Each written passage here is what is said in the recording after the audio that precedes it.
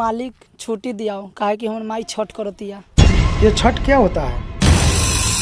सब लोग गांव में करते हैं जी हमनी के, इसीलिए हम घर जाएंगे। तुम बिहारियों का पैसा लेने का यही एक बहाना है। भाग भाग साले यहाँ से, फिर कभी मत आना यहाँ पे काम करने। भाग।